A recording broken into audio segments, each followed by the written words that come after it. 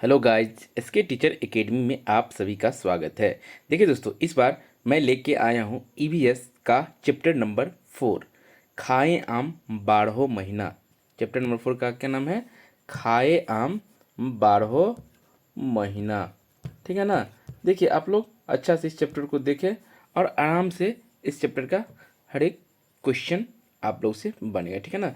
तो इस बार आप लोग के लिए सीटेट में सुनहरा मौका है।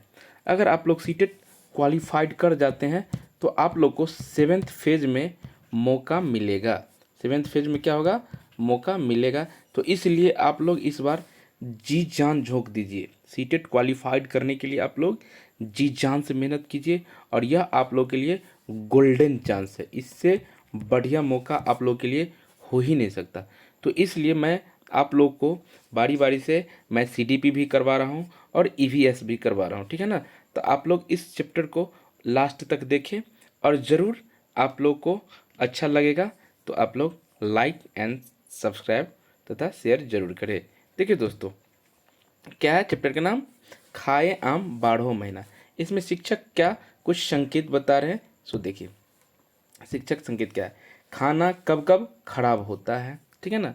बच्चों के अनुभवों निकलवाया जा सकता है। मतलब बच्चों को इसके बारे में हमको बताना है और बच्चों से उसके बारे में भी कुछ अनुभव लेना है, उससे अनुभव निकलवाना है।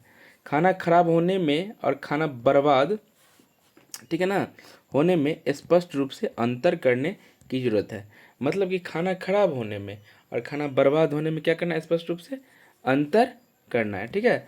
उसके बाद इस पाठ में ब्रेड से किया गया प्रयोग शुरू में ही किया जा सकता है। ठीक है। प्रयोग को शुरू करने के 6 दिनों तक चलाना है। मतलब कि जब हम किसी बच्चों के पास कोई प्रयोग करते हैं तो उसको कम से कम कितना दिन तक चलाना है? 6 दिनों तक चलाना है। ठीक है ना। उसके बाद बच्चों को आसानी से उसके बारे में अनुभव और ज्ञान हासिल हो पाएगा।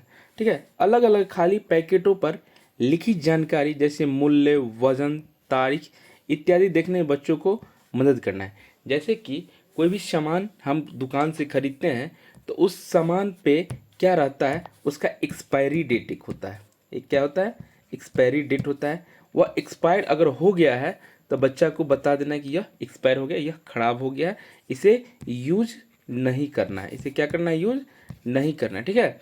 और अगर उसका एक्सपायरी डेट बचा है तो बच्चों को यह भी बताना है कि उसका क्या करना है? उसका यूज करना है। समझ में आया कि नहीं आया?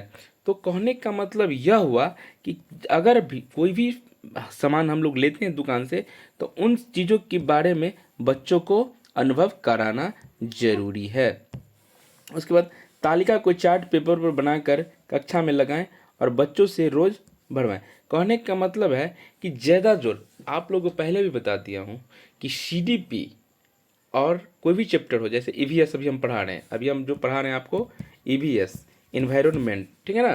तो इन्वायरमेंट में क्या होगा कि हम पहले बता चुका हूँ कि आप लोग को जो मैं सब्जेक्ट पढ़ा रहा हूँ उसका पेडागोजी भी साथ साथ करवाते जा रहा हूँ। तो देखिए इसमें पेडागोजी भी साथ साथ हो रहा है। बच्चे जब भी इस प्रयोग को कक्षा में करें और उन्हें प्रयोग के बाद अच्छी तरह हाथ धोने के लिए आवश्यक है। कहने का मतलब यह हुआ कि इस कहानी में बता रहा है कि बच्चों को जब हम लोग कोई प्रयोग करवाते हैं प्रयोगशाला में, ठीक है ना, तो तब उसके बाद क्या करना चाहिए? बच्चा को हाथ धुलवाना चाहिए। क्या करना चाहिए? उसको हाथ धोना चाहिए। उससे क्या होगा कि बच्चा कभी बीमार नहीं पड़ेगा। समझे कि नहीं समझे? उसको देखिए, पाठ के मुख्य तत्व यहाँ से पाठ स्टार्टिंग होता है। तो इस कहानी में इस पाठ में कहानी है चीटी बाबू और चिन्ना बाबू ने बनाया मिमिडी टांड्रो। देखिए ये जो मिमिडी टांड्रो है यह किस चीज़ से बनता है? तो मिमिडी टांड्रो आम से बनता है। किससे बनता है? आम से बनता है। ठीक है ना। देखिए ये दोनों आंध्र प्रदेश के आत्रेयपुरम गांव में रहते थे।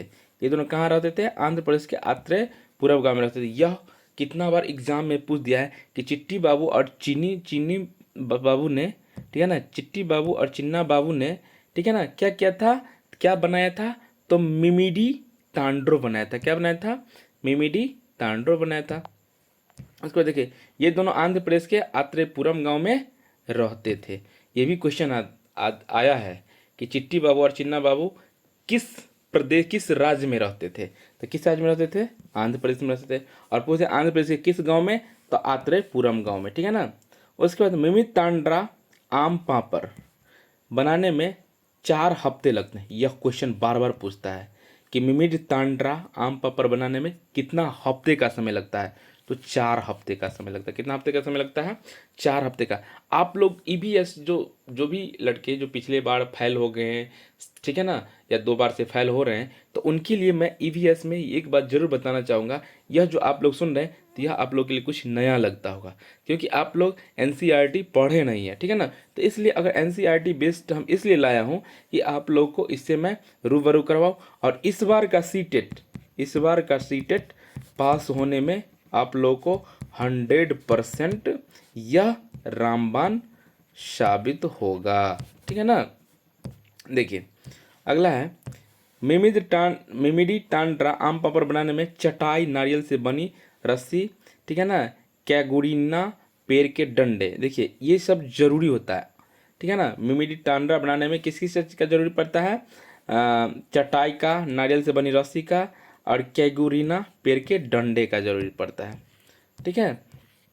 उसके बाद देखिए, उसका इस्तेमाल किया जाता है, गुड़ और चीनी का भी प्रयोग किया जाता है। मतलब मिमिट टांडा बनाने के लिए किस किस का प्रयोग किया जाता है? गुड़ और चीनी का भी प्रयोग किया जाता है। पुणे से कोलकाता तक रेलगाड़ी से जाने में कितना समय लगता है? तो 2 दिन का समय लगता है। पुणे से कोलकाता तक रेलगाड़ी से जाने में कितना समय लगता है? 2 दिन का समय लगता है। समझे कि नहीं समझे? ठीक है ना। तो यह था चैप्टर नंबर 4। कितना नंबर चैप्टर था? Chapter number 4। इसमें थोड़ा सा क्वेश्चन बचा हुआ था, तो मैंने यह क्वेश्चन आप लोगों को कंप्लीट करवा दिया। आई होप आप लोग को समझ में आया होगा दोस्तों। और मैं बारी बारी से, ठीक है ना, आप लोगों के बीच प्रत्येक चैप्टर लाने का कोशिश कर रहा हूँ। और दोस्तों आप लोग को मैं एक बात यह कहना चाहता हूँ कि आप लोग को अच्छा लगे तो ज़रूर लाइक एंड सब्सक्राइब करें, ठीक है दोस्तों। और मैं फिर नेक्स्ट वीडियो में आप लोग से मिलूँगा, तब तक के लिए बाय बाय।